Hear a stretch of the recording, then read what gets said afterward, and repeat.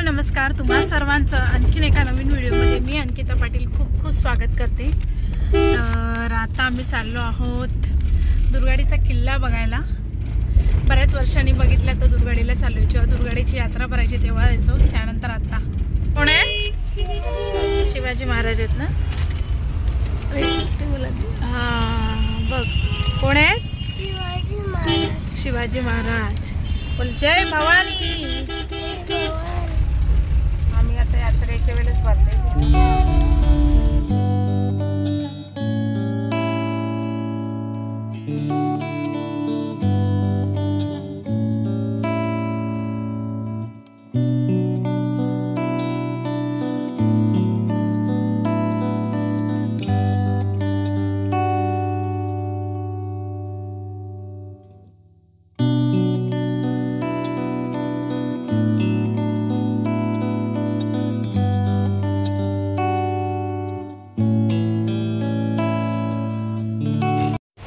आले आहे मी कल्याण येथील बघितलं तर दुर्गाडी किल्ल्यावर।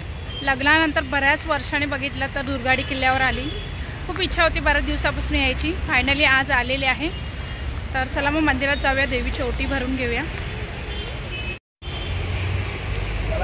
मंदिरात प्रवेश केल्या गेल्या पहिल्यांदा गणपती बाप्पाचं दर्शन होतं।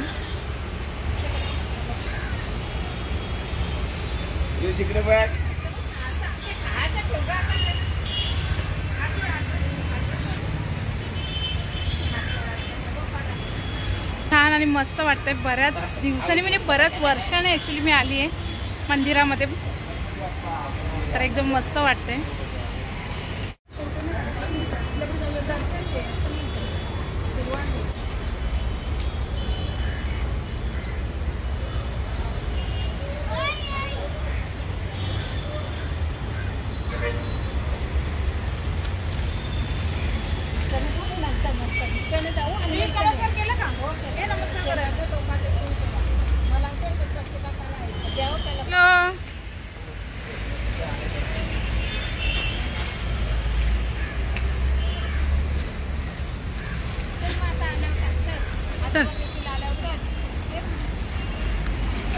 चला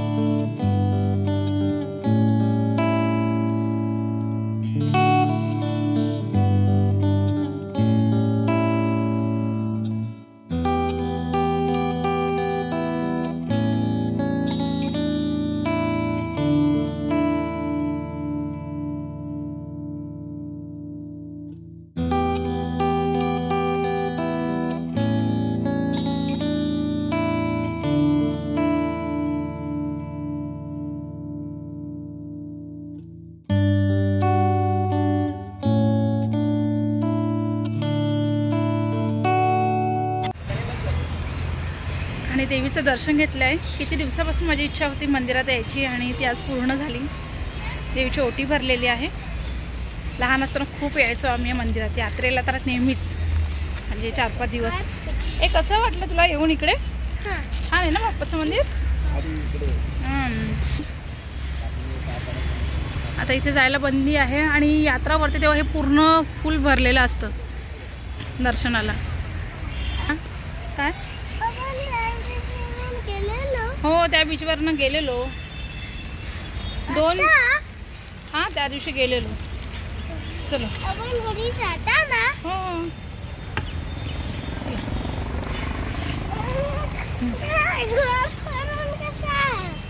किती छान आहे ना मंदिर। एकदम छान प्रसन्न वाटलं मंदिरात आल्यावर। निघालो जायला।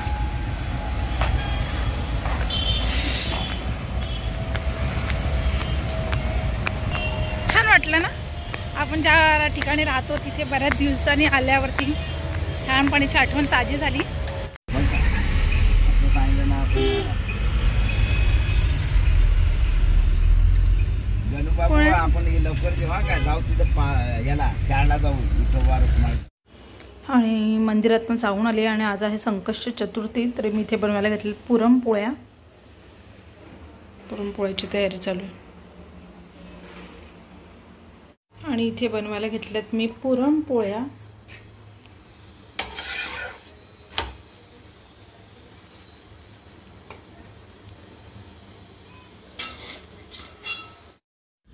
आणि तुमचं पण माझ्यासारखंच होतं की जेव्हा पण मी माहेरी येते ना, तेव्हा मम्मीला आल्या सांगते की आता मी जेवण काही बनवणार नाही, मला मस्त आयतं तुझ्या हातचं गरमागरम दे. पण कधीतरी कुठेतरी मनात विचार येतो की ती पण बघितलं तर रोजच बनवत असते, मग तिला कुठेतरी आराम हवा आहे, कारण वहिनी नाही, आम्ही तिघी बहिणीच.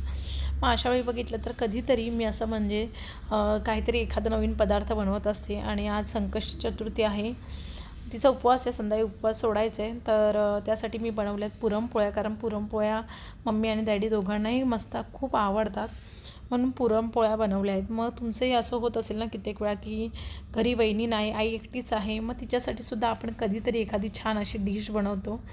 आणि आम्ही बघितलं तर तिघीजणी असं काही ना काही जे स्पेशल येतं ते बनवतोच.